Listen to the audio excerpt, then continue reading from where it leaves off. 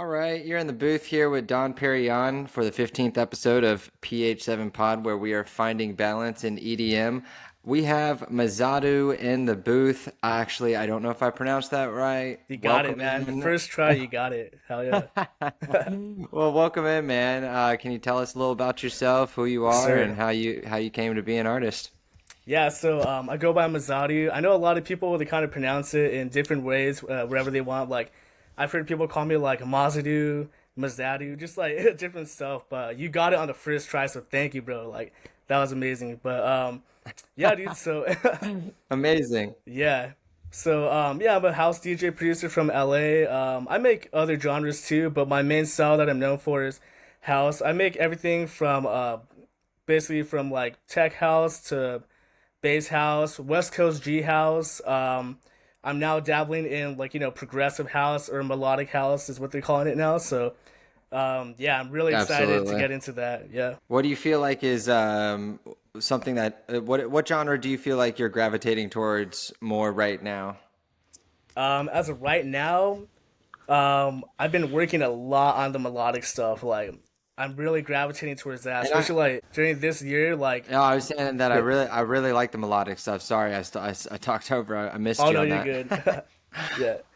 Thank you, man. I appreciate that. Yeah, it's I've always wanted to make like the melodic progressive type of house, but I just kind of shifted towards tech house and bass house more. Recently, I've been really inspired to make the more melodic stuff because you could just put your mind to whatever you want to create. That's the thing. Like before, I used to kind of tell myself like, oh, I need to know a lot of music theory for that. There's so many complex chords. Just making simple patterns, simple chords, and putting everything together with the house Yes. drums.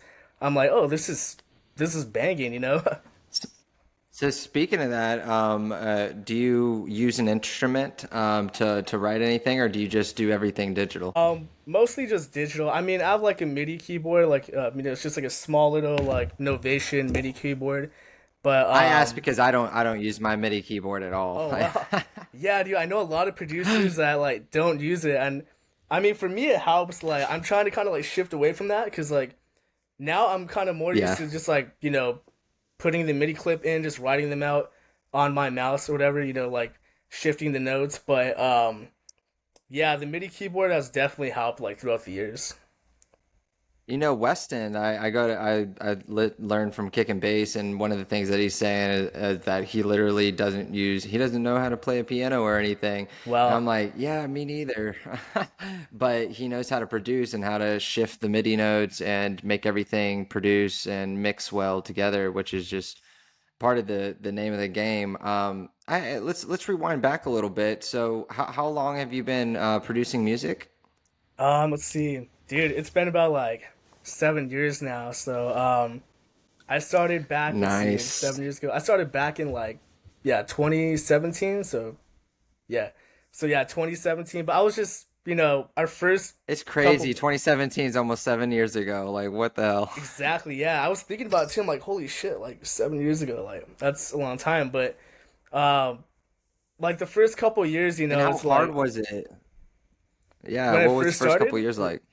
Oh, Yeah, yeah, well, yeah. yeah, the first couple years are like the baby steps, like even before the baby steps, you're not even like, dude, you're not even like making MIDI. You're just like dragging in like whatever sample you hear. And like, I was just using samples, dude. Like Same, dude. I still Splice. use samples. Hell yeah, Ain't nothing yeah, wrong with it. exactly, I dude. feel All like my getting music's like sample based.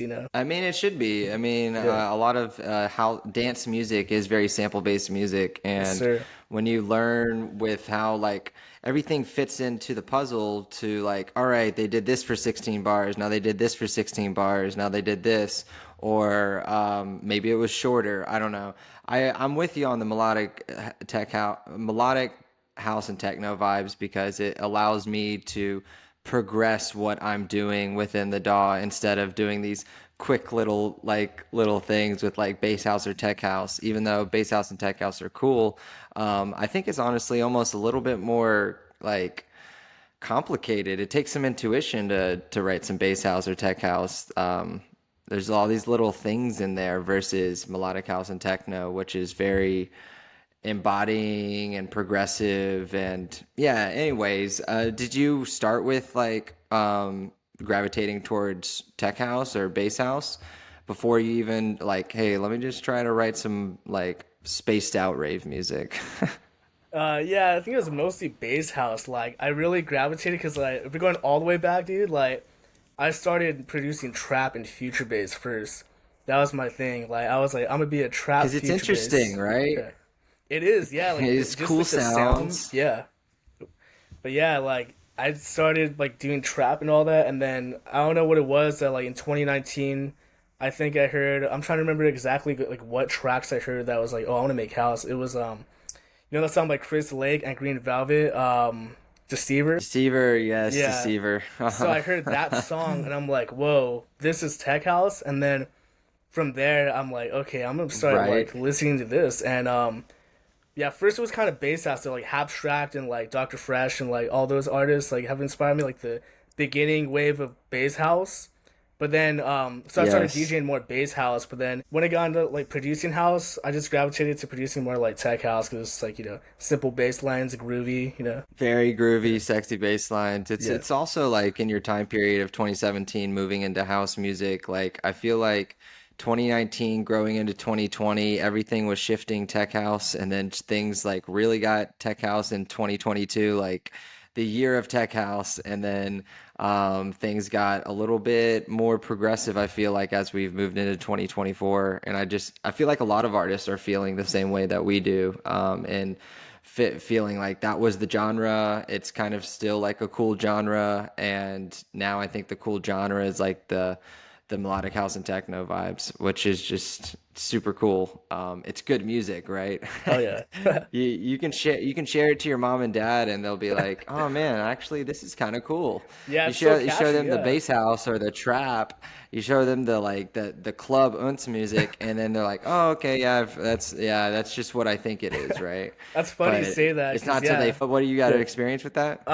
Yeah, like it's funny when I first started producing and DJing, like I would show it to my family and friends and stuff, and like I started making trap, and they'd be like, "Oh, this is like," they wouldn't really dig it, right? But then they actually like once I showed them the house stuff, they're like, "Oh, I like this." Facts, right? Oh my gosh. Let's move into a little bit more to get to know about you. Yeah. Like what direction from when you were progressing to where you are now, how do you feel like the differences and where you're able to and capable of taking your project now with all this experience? So where I'm heading to with my project right now, so I'm kind of trying to find my. I'm still at the process of like trying to find my signature sound. I kind of have it laid out, like, I kind of have like Yeah. a collection of samples I use in like every track that kind of give it that flow and like that Mazadu sound. Like I said, I'm still pretty sample heavy. Like, you know, one of my favorite producers is Kanye. Who's a very sample heavy producer. So I take a lot of inspiration from him. Pharrell, a lot of hip hop producers actually, because like they sample a lot. So like, chopping up the samples and manipulating the samples, use it how like, you kind of want them to sound. But yeah, I guess like with my productions, trying to establish like a core signature sound that people are really familiar with, where you hear it and you're like, oh, that's a Mazzotti track. Yeah, and that's such a hard thing to do because it takes like 5, 10 years to finally get down to that like core sound that you're making like make you see a thread through all your music. When I was checking out, I mean, the first song you sent me that we're going to release on the label in July, that song, melodic house and techno song, Forever, we're going to call it Heart Yeah, Forever. I'm pretty excited about that one. hell yeah, But it's so different than when I saw you release with Vanta Black. Is that Vanta Black Records? Is that yeah, right? Vanta Black. Dude, super cool sound. It almost was like deep tech, almost like it was totally different, but it was super groovy. Tell me a little bit about the contrast and how you felt with writing this type of music that was deep, minimal tech kind of stuff versus what you sent me. Yeah, so like I never really make deep tech. Like that's not really my style. Like if you listen to my music, people will kind of be thrown off by that one track because they're like, okay, I make more like high energy kind of tech house or high energy like bouncy house. It's like, I guess I'll compare it to someone like Mel P. Like those super saws and like a lot going on right in the drop. But what minimal house. So that last track I released on Vanta Black, a spiritual thing, I made that 2 years ago, and my mindset was just like in a totally different area 2 years ago, where like, a lot of things like, I was being inspired by a lot of other sounds like Latin house and like a lot of tribal world sounds. So at that time, I just Yep. decided to make something like that. You could hear the kind of world elements in there. So, the Yeah. flutes and everything. So that was kind of like my inspiration 2 years ago. But now it's 2024, and it's something that's like kind of totally different from the sound it went with back then. But it still holds up. It's groovy though. I like that you just rolled with it and kept Yeah, on. You're like, that was what I wrote. I still want to release it. Although like that was a sound back then, it's still popular right now. In my yeah. opinion, it's still popular right Oh now. yeah. I would go and buy these songs and put them on and I go DJ them. Like I thought they were really fun. But I saw you say something about Mal P and you say you compare to your bounciness to like Mal P. That hits on one of my questions to get to know you a little bit of, what are some of those artists that you would associate your music with versus the artists that are like your top favorites that kind of inspire you in a way? So yeah, the artists that I would associate my music with. So yeah, since I already named one, Malp. So yeah, Malp's been like a big inspiration. Like give me that balance and like drugs from Amsterdam. Like if you listen to my music, you Amazing. could tell you could like especially like the downtown track I drop. You can tell like the synths Yeah. and everything. It's a very like grimy underground tech house with those like acid sounds and those synths. John Summit's been a huge inspiration, especially from like shifting from tech house to melodic house because I didn't think that was like a. I mean, obviously it's a possibility we can make like any genre, any style we put our mind to, but the fact that like he was at that time that he dropped the song "Where You Are," he was more known as a tech house DJ or tech house producer, and then all of a sudden, boom, drops that song, and then people are like, "Whoa, this is crazy." So that really inspired me to be like, I Yes. could put my mind to any style I want to make. That's super cool. Yeah, Yeah, John Summit is a big reason. Him, Dom Dalla, Camel Fat, Vintage Culture, all these names that Rufus Du Sol. I mean, all yeah, these names really kind of opened up my mind to melodic house and techno. That it was like it's very appealing to everyone's ear, not just like the person that likes EDM. It's like people who don't like EDM would hear a song like from John Summit with, was it Hala or something like that? yeah, And these beautiful vocalists, and they're like, wow, I think I like electronic dance music now. yeah. It's crazy. I don't know if you Just heard like your too, but family, just like your family. yeah, exactly. Yeah. I don't know if you heard too, but like that song, the "Where You Are" song, I guess Obama made like a list of his top songs of 2023, and that was like one of the songs. So I'm like, well, that's crazy. Our ex-president, yeah, I know, Yeah. right? Even the politicians, they resonate with it. I think that's pretty freaking neat. Um, so I guess we didn't get into we got into a little bit about your artistry, talking about the music and where we're taking it, some of the inspirations and who you associate your music with. But where are you making music right now, and what scene are you getting involved in? I know you're in California, but I didn't think we get too far into it yet. Yeah. So as of right now, I'm just mostly in just based out of LA. Been making my rounds in LA with I've played some like pretty well-known clubs and venues out here. Like if anybody in LA or California is familiar with Academy LA, Avalon, Catch One. Academy LA is an Insomniac club. Avalon is now they bought Avalon as well, but that was like a really awesome experience. That was 2 years ago that I played at Academy LA. The upstairs room. I'm looking forward to being back. Hopefully soon. There's a possibility I might be back playing there this summer, but hopefully soon. That's one of my like favorite venues in LA. Keep at it, baby. Thank you, Keep man. Yeah, Academy is yeah. Academy. Academy LA. Yes, sir. I love Academy. Yeah, I Yeah. lived in Long Beach for like 2 years from 2021 to 2023, and I went to all those clubs from Avalon, Academy, Time, Exchange, down to Huntington, the Circle. But you just named two that I definitely went to, and I love the hell out of both of them, man. Avalon, I saw. It was actually a Desert Heart show, and Mikey Lyon gave me my first Desert Heart necklace. He was walking Yo. into the club right by the Desert Heart booth where they're selling the necklaces, and I grabbed one and turned around, and he was right there. I was like, "Yo, Mikey, can you put this on me, and they had all their art everywhere. But it has that like lobby area, and then into that big dance floor area, and it's a cool venue. I like Avalon. It's really cool that you played there, man. And Yeah. good job for your experience with Academy LA, Academy. I mean, I would really love to play on their patio for one of their like daytime events. That'd be really cool. I caught one of their day trip events there. It was super fun. Super Oh yeah, fun. the patio's the best. Yeah, that's where everybody hangs out. That's like the patio where like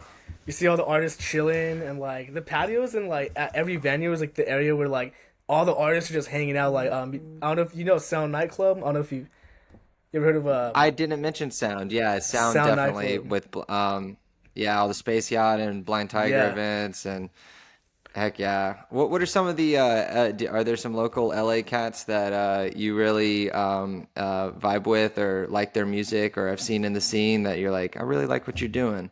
Anybody that comes to mind in LA Yeah, so in I have a these lot of places? artist friends in the scene that are like killing it right now, as producers, as DJs.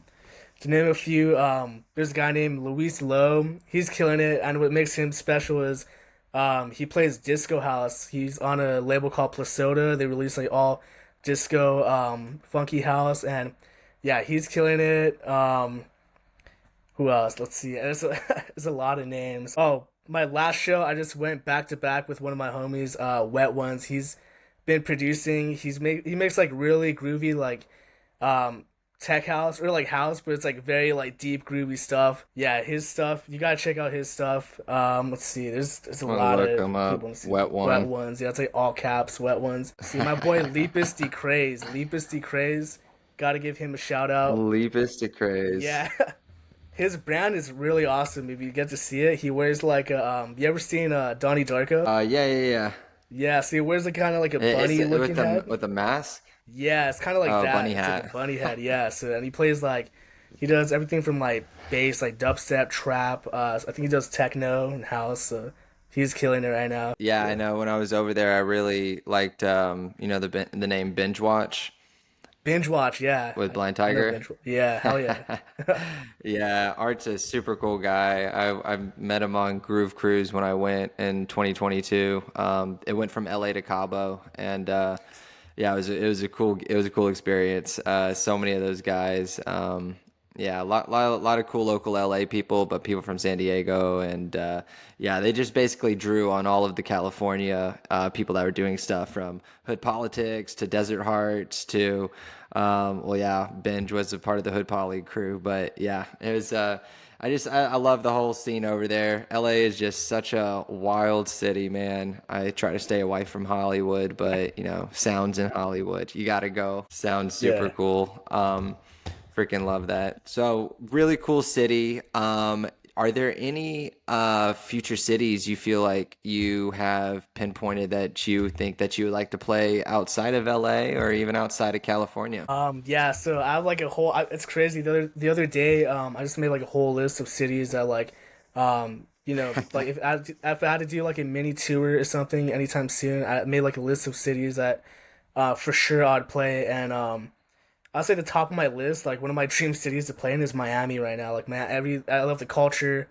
Um, like ever since I was a kid, I've been watching like the Heck live yeah. streams from Miami and like Club Space, everything about Miami, dude. It's like a DJ city, you know? I would love to go to Club Space. There's actually this club here in Houston, Texas, where it's called Bauhaus.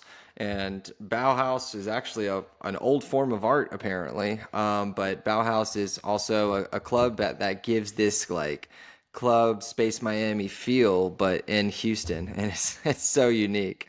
Really cool club. You should if you ever come to Houston, Bauhaus is one to be on the map. They just had Will Clark played there. A couple of my buddies, a couple of my people I've met and friends of mine that opened up back to back. But yeah, I love the Miami vibe, man. The Miami vibe's cool, and I get it with you being from the LA area that you like those vibes. Hell yeah. Dude, I gotta check that club out. Next time I'm in Houston, I gotta check that out. Bauhaus, right? Yeah, Bauhaus, Bauhaus. B-A-U, Yeah. Haas, yeah, like Haas music. House. Yeah, I know, right? I know. So I know we've talked about the music, what type of music, a little bit about where you are. Have we talked about the Mazadu brand specifically, and kind of how it came to fruition?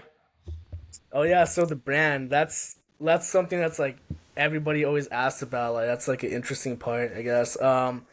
Yeah, so I mean, even everything down to my name, Mazadu, like it's an obscure name, right? Like people are like, "What is that? What does that mean? Who is he?" Like, um, so that comes from my middle name, which is So to give like a quick background, my ethnic background, so I'm half Mexican, half Japanese, and one of my middle names is Masaru, which is a Japanese name, is my grandfather's name, and basically it was kind of like passed down to me, I guess, as my middle name. So it's spelled Masaru, and originally I was gonna go with that for my artist name, but then I figured like it's kind of like hard for people to pronounce, or they might like kind of pronounce it wrong unless they kind of like have it right away.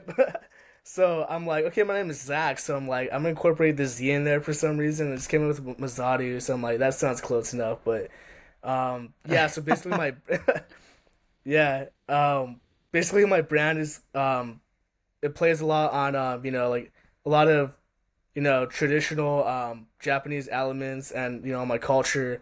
Like one thing you'll see Yeah. if you go to my Instagram page a lot is the torii gates, which if you go to Japan, there's Hmm. that's like everywhere, and that's a big symbol, which is like it represents when you go through a torii gate. The belief is like it represents the crossover from the normal mundane world into the spiritual world, and I feel like that's a big part of my brand is like the spirituality part of it, and being on the artist. Everybody always talks about the artist journey, like being on that artist journey, and a lot of spiritual parts of the journey, and like finding yourself, like who are you, who is Mazada, who is Don, like stuff like that, like finding who you are Facts. through music and through art. I love that. And you really took your art and you own that brand. I saw those the Tory Gates and I'm familiar with them. I knew immediately that it was not Chinese because I was a Chinese major in school and I studied and lived abroad in Shanghai. So I mean I love Asian culture and anything with like brands with an Asian twist on it because it's I don't know, it brings kind of a foreign kind of element into I don't know, the awareness of the listener, to make them kind of break them out of just like I'm going to another culture kind of thing. And I mean I love people who intertwine culture into their brand. So I love that, and thank you for sharing that. I think that's really cool. That and it's a good message to like come to be who you are and come to be that full whole Trinity self of yourself and your spiritual self and growing as a person, becoming your true self. I think that's a really cool message, man. I wanted to talk about before I switch on the brand, I did look up that you had done merch recently, t-shirts, hoodie, jean jacket. Why did you pick t-shirt, hoodie, and jean jacket? So yeah, with that, so the story behind that is I got to give a huge shout out to the company that made this all possible. They're called Plur for You. It's the word plur number four and then you. So yeah, I got to give them a Nice. shout out. They approached me. They hit me up on Instagram. I think I followed them already, but they had hit me up and they asked me if I wanted to be, if I wanted them to make merch and if I wanted to represent them. And I'm like, I looked at their page and I liked everything that they stood for. Being plur and being for the rave culture, and Yep. they did a blog for me and they basically put what I represent as an artist. And right away they had like designs ready to go, and that's what I loved about it. They were consistent. They were like, "Yo, we have a shirt ready to go." Like they made the logo and the little character, the avatar of me on there, and I'm like, I love this. So right away I'm like, okay, let's do this. So it's something I wanted to do something a little different, like because the little avatar, I'm like, not a lot of DJs have like a character of themselves on the shirt or like whatever, but I'm like that'd be cool. Like I think a Yeah. friend of mine made that design a while back, and I'm like, why don't we put this on the front and the back is like the Tory, because that's the main symbol, and then Yeah. we just went with that, and then the hoodies are the most recent product. So the hoodies, that's like the most recent one that Okay. just dropped like a month, I think a month ago.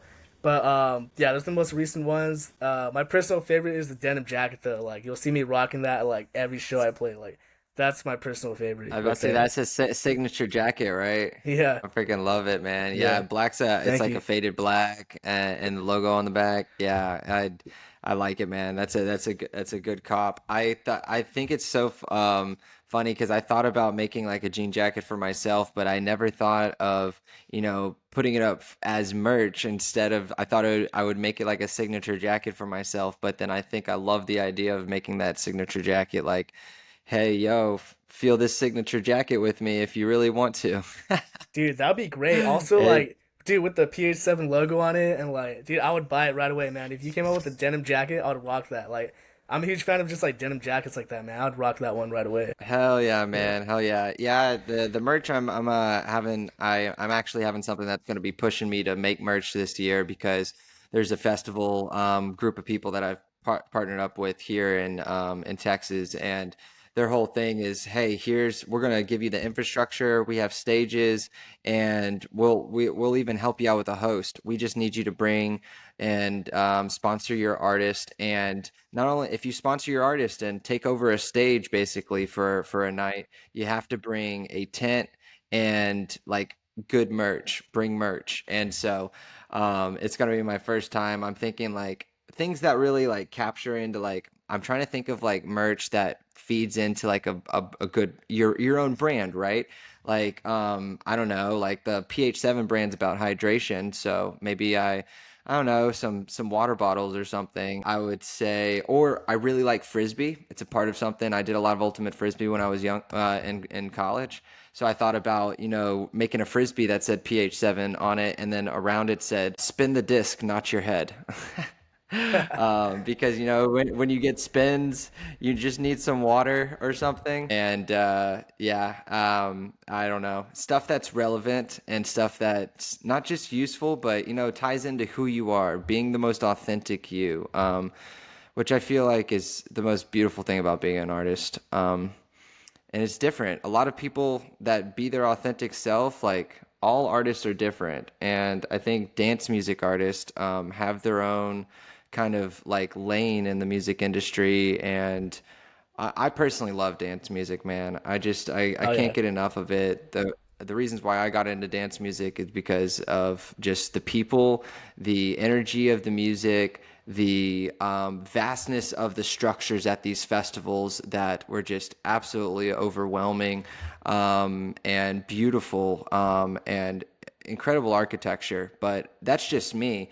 What made you want to pursue dance music and gravitate towards this genre and people? For me personally, like, I started off just like listening to EDM like all the way like back then. Like I just started listening to dance music probably like around 10. I think my first experience listening to like dance music would probably be Daft Punk and then Skrillex.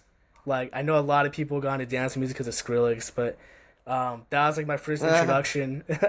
And then I didn't really start going to raves until like maybe I'll say like Did you 20. see him live or anything, Skrillex? Or yeah, what was this live event that kind of got the juices flowing? What was that? Oh, Any the live live events event. that ring a bell? Oh man, let's see. I think I didn't really start getting into like the actual like rave scene until like 2018, I believe, and like yeah, like 2018 and Sure, sure. 2019. Yeah, so I'm still like, people are like, oh, you're still pretty recent into, yeah, like I guess I'm still pretty like new into the scene, but mostly just like underground shows at first, like especially in 2020 when the pandemic hit, the underground here in LA was just popping. So like I had friends who were putting on shows. Shout out to Lumen Vibes. They're a collective that I've been with like since I started DJing, and like they were putting on some like crazy shows during the pandemics. Alex that runs it, he does the lighting for it, and yeah, they're doing some like Nice. crazy shows, and just like I feel like that was the first time that the scene that it really felt like underground, and like just going to those events like during the pandemic because we had nothing to do, and just like going out there and seeing all these local DJs spinning and hearing the music that we love. I was like, yo, this is it right here. Besides the producing and stuff, like that's when I started like really getting into DJing. I was like, yo, this is like where I need to be right here, because you meet all kinds of people from all over the world. It's crazy. Like every rave or every EDM show I go to, I meet people from like all over the world, like different countries, and that's the thing that like really gravitates me towards it. Is that people from all over the world come to see their favorite artists and come to experience, the dance music scene for what it is. Yeah, they come to be present, be there, and be a little bit open. I feel like it's one of the most inviting environments. Every time I go to a rave or a festival, I mean, there's all types of different people, right? But for the majority, I'm not running into a lot of people that are like not wanting to talk. Um, People are just super open, right? 'Cause, I mean, Yeah. it's a good vibe. There's good groovy, consistent music going, and you just kind of feel like you're moving, and you're very open to meeting people. But that's not everybody. So, do you feel like you're more introverted or extroverted when you go out? And has the rave scene made you a little bit more extroverted? Oh man, I love this question too because everybody that knows me personally and is my friend, like they all know that like I'm heavily introverted. Like I'm when I'm out in public, I'm always like the quiet dude. It takes me a while to warm up. Like when you first meet me, you might be like, okay, this guy doesn't say much, but then like once we've established a relationship, like once we like get to know each other, like man, this guy is like crazy. This guy like is like has a lot to say, But yeah, dude, I'm like heavily introverted by heart, but I consider myself like I don't know what they call it, like a extroverted introvert, I guess. Like I guess by heart I'm introverted, but I enjoy being around people still. Like I enjoy learning about people. I enjoy, like building relationships and like learning about people and like who they are, That's the thing that like makes us human. So yeah, it's kind of a weird Oh, situation. that's the reason why I did the podcast, man. I'm here. I literally have a sheet full of notes, is because I mean I don't have to take. I want to learn and know about people and see. There's so much to learn from people's stories and how they view something and view and what glasses are they're wearing, because I feel like all of us have our own experience carrying forward, and we have something to teach. I mean, if somebody wants to listen and I'm over here raising my hand saying, hey man, hey Zach, hey Mazadu, I want to learn about you today. And that's what I love about the podcast. And just like you said, you get to learn and talk with people, but that's a two-way street. People have to be open to want to tell you their story as well. Takes a turns kind of person for you to say, hey, I want to talk to this person, and then that person being a certain type of person that you feel comfortable enough with to, bleed out a conversation and, have some rich break bread experience. So you said, I'm on the personality a little bit about you before we switch into the music, which does not sound too introverted at all. Totally extroverted music. Yeah. In an introverted note, though, if you could go isolate, have a crew of 10 people help you with all your gear, bring you out to some beautiful lookout spot. I know you live in California. I know personally, being out there for 2 years, I had a lot of ideas. What beautiful scenic spot would you go set up and take a, drone video DJing hour-long set? Man, there's so many good spots over here in Cali, especially where I live over here in the San Gabriel Valley. There's so many like hiking spots and so many trails and like mountain areas. Like we live like right near the mountains. There's a hiking spot I go to all the time called Eaton Canyon. If you're in the San Gabriel area or Pasadena area in California, Eaton Canyon, it's a big hiking trail. There's a waterfall at towards the end of that trail, and it would kind of be, I don't want to say impossible, but it would be a hassle to get the gear and everything over there. Like I don't know how that would work, but just somewhere where there's like a waterfall and like there's like around nature and everything, that'd be like an awesome event to do. Just like over there, but I think like pretty much every time I go somewhere, I kind of like scout the area or look around, and I always find a spot where I'm like that we could set up decks and do an event, or we could do a little pop up and start, DJing right here. Like everywhere I go, every public place, I'm like, there's always a spot where I'm like, yo, that'd be a cool place for decks right here. I feel the same way every time I was out there by the beach side, whether it was Venice or Long Beach. I just wanted to like post up at this like grass lookout and just like have the ocean in the background. I mean, just, oh, I love it. I also really like Topanga Lookout over in Yo, Malibu area. That's super cool. But I have not seen this. What'd you say? It's in San Gabriel or it's near Pasadena, Yeah, I think it's and considered it's called Pasadena Eaton Canyon. It's Eaton and Eden then Canyon. Canyon. Yeah, it's a big Eden trail. I Canyon. go there to hike like almost like try to go like every week. But yeah, it's a super nice place. I Yeah, know. it's my It's spot, man. number one thing I miss. I Yeah. miss all the hikes, all the damn hikes. Yes. It's beautiful Yeah. out there, man. Absolutely beautiful. All right, we're gonna get some music in. Switching over. Which one would you like to listen to first? Hearts Forever or a spiritual thing? Let's go with the spiritual thing. That's my most recent one. I want to see like what you think of that one. Let's Yeah. go with that. Let's go in. Yeah. All right. Yeah, it's bouncy. I like that oriental type of string that you got in there. Oh yeah, that's the best part. Yeah, I love this sample. It's Eddie Amador, I think. Huh. Yeah, it's like an old school house sample. Big vibe. Heck yeah, man.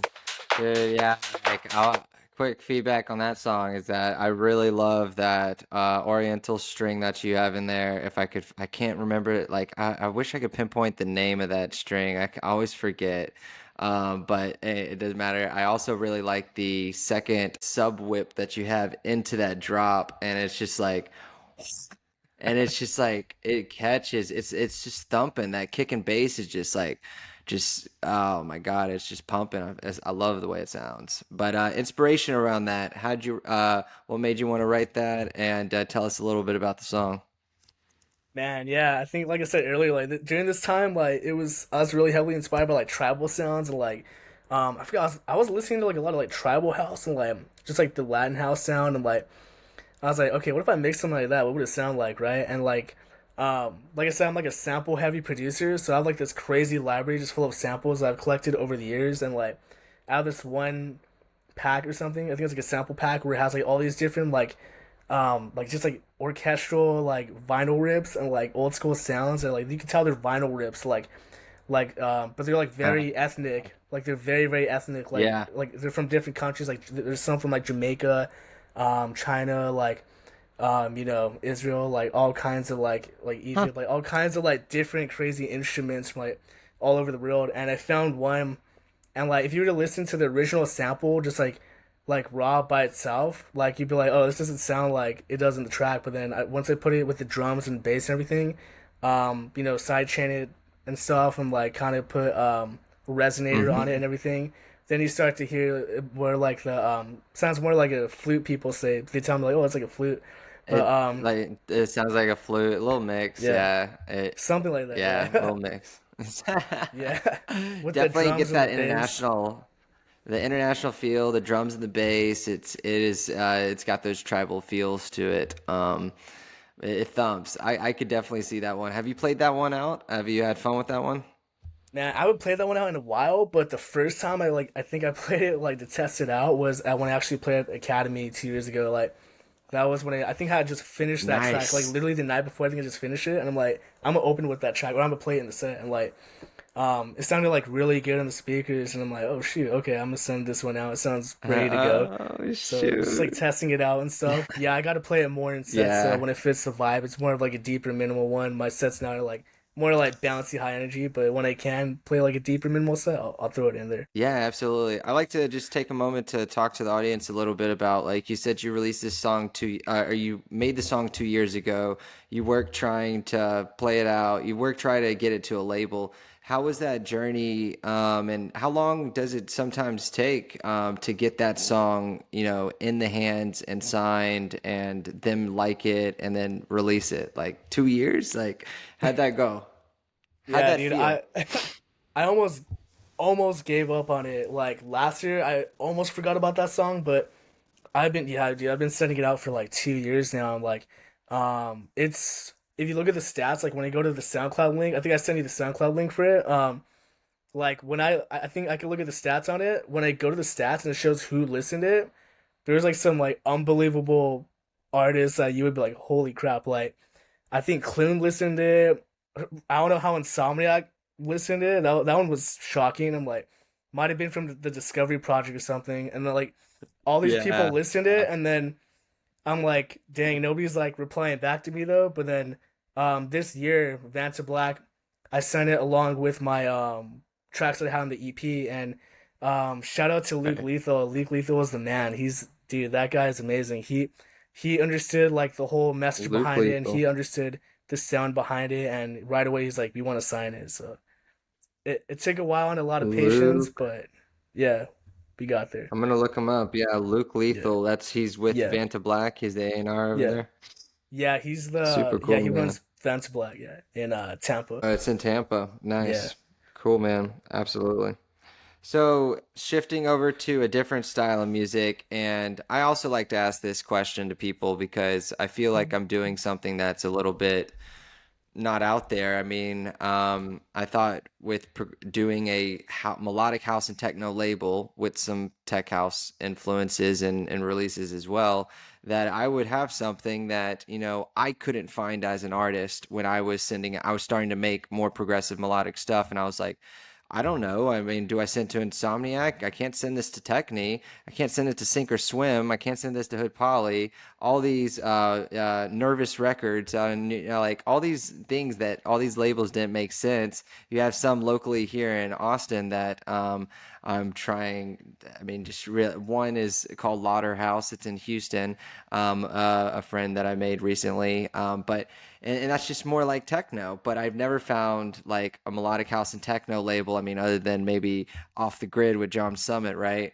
But I was like, man, I think that if I can't be the only one looking for a label that is, I know I'm local, but I say I've had so many influences that I knew that I wanted to build the record shop, build a brand, build a platform that, like those people who have given me the infrastructure of their festival, to go and bring my artists to. I wanted to create that infrastructure for artists around me that were, maybe 4 or 5 years in or, longer and respected what I was doing. And I knew it was always going to come down to the quality of the music and what I was putting out and how I released it. And I felt like that infrastructure, was attractive enough that I feel like it opened up the door to even talk to a wonderful artist like yourself, man. So why did you think that PH7 was something unique and that you wanted to send this song to? Well, just exactly as you said right now about how you want to open the doors for other artists with and you weren't seeing a lot of melodic techno, melodic house labels out there. That's the exact reason that I'm so thankful and I'm so glad that I found PH7 because at the time I'm like I have these melodic house tracks, but like you said, like there's not very many well-known labels out there that we know of that are like signing like specifically melodic house and techno besides like experts only and stuff. But I was looking for like local ones and just ones that I'd be like okay maybe they appreciate my music and I think it was I saw it was Tech Dex. I saw that he posted he was releasing with you Tech guys. Decks. Tech Dex, yeah, I Oh remember. yeah. I saw he posted. It's like he dropped a song with you guys. I'm like, oh, this. I'm gonna check out this label. Like I saw the branding and I saw like everything on your page and I liked the brand and like everything you had to go in. I'm like PH7. I'm like that's really creative. I've never seen that before. And then so I checked it out. And I'm like, this is the label to go out. I'm gonna send you guys demos. And I'm like, let's see. So yeah, I'm so glad that I found a home I'm for the glad. tracks. You know. I'm glad I was able to field it and come and circle back around to you and it still be available 2 months later. Tech Dex, he was part of the reason, part of the support in my life that encouraged me or got me to a point we were starting to I was writing music and he was the first person I wrote a handful of music with that I then started PH7 after writing an album with Tech Dex. And he gave me some more music along the way. But his name's Chris. He's from New York and he lives in Hollywood now. So it would be really cool to connect y'all if y'all find something. He writes a lot of tech house these days. He doesn't really write melodic stuff. Yeah, dude. Like he's But been super supportive too. Like I've just only talked to him through like DMs and yes. stuff, but he's been like a huge supporter, Yeah. man. Like he's always like comments on my posts and like he makes dude. I love his music, man. Like I know he used to be Run Drive before, right? Yes, sir. Yeah, Yes, yes. yeah. But the Absolutely. And he's Tech he's Dex actually project, releasing He's releasing a Run Yeah. Drive song, I think in May, he told me recently. I was like, Oh, yeah, good man, good man. hell He's yeah. still trying. He loves all types of music, from the bass music to tech house to hip hop. I mean, you can see the hip hop and the tech house in his music for sure. He goes down that lane pretty darn well. Yeah, dude, I love the Well, edits he puts super. out. Yeah, man. I every he has made the like he is the edit in my mind king. Like he doesn't have a huge following, but he has so much content that when he is found, people are going to be like, "Why the hell was I not finding you before?" Like it makes no sense to me, and it never has because he has such good music and so much of it, and he makes like I think I can like I have a bank that he has sent me of 20 remixes, Tech Holy Deck shit. remixes. I know, man. I'm Wow. like, all right, thank you, bro. I asked, he just sent it on over. I was like, I'm gonna be pushing it through when I have some fun and DJ it up because or make a mix, throw it in. Well, we will move away from the tech decks talk and tech house and some of that other tech house, whatever minimal tech that we just came from, and we'll go into some melodic house and techno. This is Hearts Forever by Mazadu, and it is coming out on July 26th, which will be our second song of July. It is going to be a melodic house and techno month. Super excited.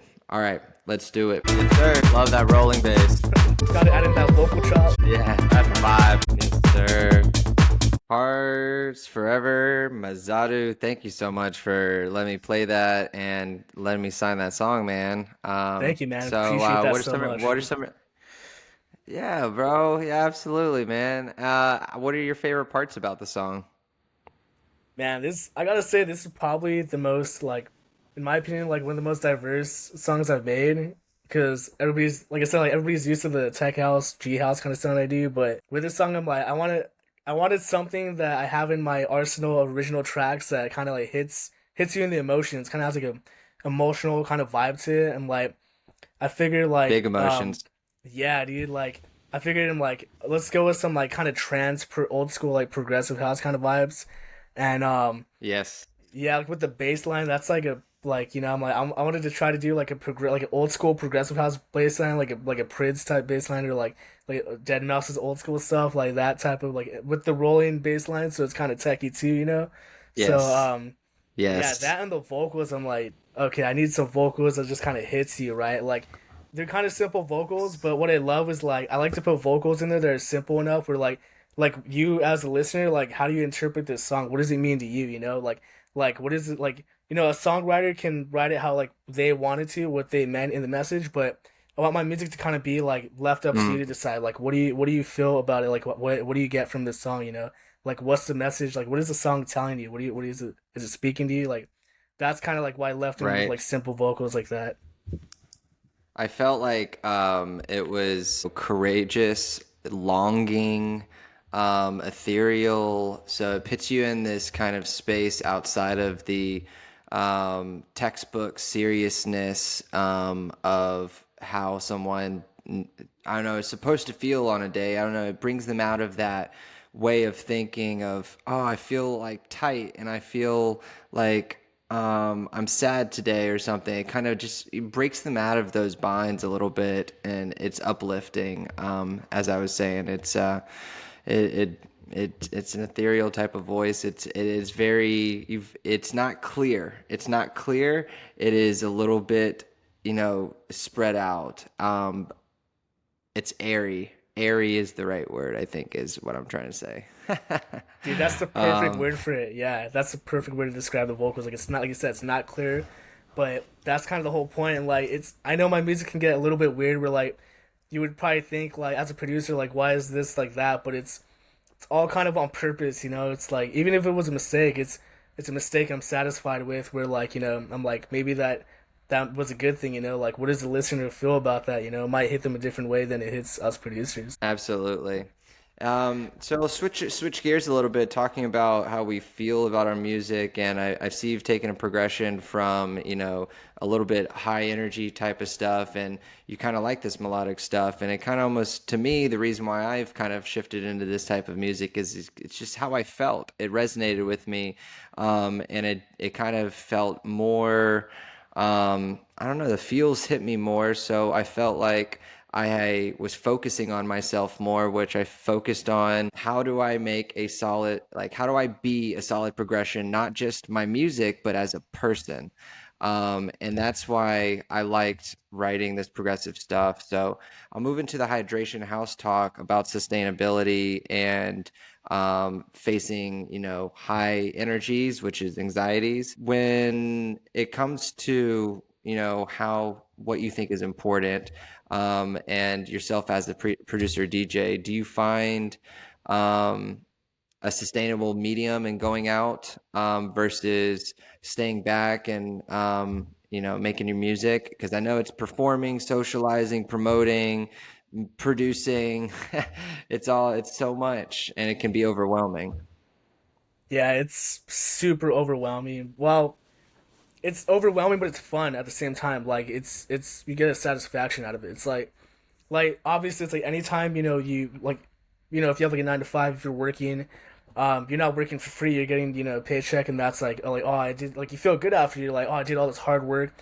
I put into the hours, and then you get something in return, like you get a reward, and like that's how I feel with just like producing and like DJing, promoting brand content, all this. It's like for one person, because I have a lot of friends and people who are like, dude, like, isn't that a lot? Like doesn't that stress you out? And I'm like, sometimes, but it doesn't stress me out in the way where where I'm like, oh, I can't do this, and where it's where I keep want it motivates me more. Where I'm like, I put I make a track, and I'm like, okay, how can I, like for my next track, like what can I do different? Like where can I go from here and stuff. And like, or like with my content on Instagram or what my brand, like okay, like let's see how creative you can get. And like it's just like thinking outside the box. It's a lot, but once you kind of like tap into that creativity and you're like okay, what can I change and how can I make it different and like engaging for the audience, then it's all fun. But um Yeah. yeah, it's a Well, lot though, what but has what's allowed you to deal with this type of stress? And so when I say deal with it, what's allowed you to maintain your stress with everything? So, oh, this is so stressful, man. There's so much going on. But you're like, no, it's not. I am doing my thing. So where's that equilibrium for you? How do you do it? oh like the balance between both of them, right? Yeah, balance Yeah. between the how do you that equilibrium of like it's not stressing me out, but Yeah. there's something and mindset that you have to do and not do too much here, do enough here, but do all of it and it's not stressful. How do you do that and not feel stressed? um Depends, because like Well, there's a little bit of yeah. stress always. Yeah, it is. Yeah, especially like for me, the music part is like no stress. That's my stress relief. It's like producing is like my therapy. That's Same. I open up, Ableton, and that's my canvas, and like that's where I'm able to express every emotion and everything I'm going through onto that. And even if Amen, it's not a brother. track, yeah, like even if it's not a track that we plan on releasing, that's like our canvas. Like we throw everything on there. It's just like you just gotta create. But in terms of like promoting and like all the other like exterior stuff, like the stuff like when you go in like to the scene and like you're outside the studio, outside of your room, and you're like with everybody, and it's like got a network and all this. Like as an introvert, it does get stressful, but once you're around people that you feel comfortable with and you've established like relationships with, that's like the importance of it. Like every time I go Mhm. out to a show, I run into somebody I know, and that just makes me like feel less stressed because I know I have my support there. I have somebody there with me that's like, we're gonna go out and meet a lot of people, and we're gonna like hang out, have a good time, meet more friends and stuff. So, just having a good Yeah, support system. how do you make it through a battlefield? It's a social battlefield, and the way you do that is you make alliances, and then you're leaning on your alliances, and it makes it not a really a battlefield. It makes it a winning territory at all times, Yeah. which is super neat, that you look at it that way. When you try to continue to go out and you're trying to connect with people and there are a lot of people, how do you choose like I'm gonna sit here and talk to this person versus I'm gonna walk away and find another conversation. That's a tough one, like, cause oh man, like when you go out and like even if you're not DJing the show, like if you go out and you're just hanging out, like you're at like a just any event, like it doesn't have to be a music event. You're just there to like network, like hang out. Like there's so many people that like it's kind of hard. Like for me, what the thing is, like I can tell, like say for example, I go to like Yeah. Ramallah track, like that's my connection. Is Is this your that first show? Is this your first yeah. time seeing them? I'm with you, man. Yeah, and some people, I love seeing people. There's a lot of artists these days that I haven't seen that I've just seen, like Will Clark. I've never seen Will Clark, but I love Will Clark. And so if Yeah. I'm not a new raver, but you put me there and somebody asks me like, "Hey, have you seen Will Clark before?" Instant conversation starter. Like, "No, I haven't." He's like one of my favorites. Like, blah blah blah blah blah. But it's that connection. And that's just such a simple thing, man. Music connects people so deeply, and it's a communicator. It's a language, and we'll wrap up on this note. But what has producing done for empowering you as a communicator to other humans? Like, has it helped you translate things, translate yourself? Man, I love that question. That's like one of the best questions I've ever been asked too. Like, thank you, bro. How does it translate? Like at first when I started music, I didn't even realize I was gonna like, like build a whole like career or a whole like, thing around it. Like I just did it because it was fun, and then eventually that passion just grew into, becoming a lifestyle. And through that lifestyle, I've met like so many amazing, great people, who have taught me a lot of things in life. And basically, like my gift to the world is through my music. So like I said before, like as artists, as creators, that's our canvas, and we express ourselves through that. And like I just want that my music to kind of reflect my message to the world, to my audience. Like I said, like with my brand is like come as you are, but learn to accept yourself, and like it's get away from the everyday world, from the mundane world, and go into this into the spiritual world, which to you the spiritual world can be like the raves. It takes your mind off everyday stressful life, music or anything like that.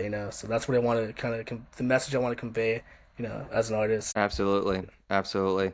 Well, you've conveyed it today here, man, through your music, through getting to know you, learning about your brand, Mazadu, and how you've come to be where you are today, man. I feel like we've just been all over the map, learned about other labels that you've released on, and I'm so happy that you've come to PH7. But yeah, I'll end it on this one that I'm just so grateful to have met you, Zach. Thank You you too, for man. coming Thank on the you. podcast Yeah. and super excited for what's to come, man. I appreciate it, man. It means so much to me being on this podcast. Thank you. All right, buddy. All Take it right. easy. All right, you too, bro.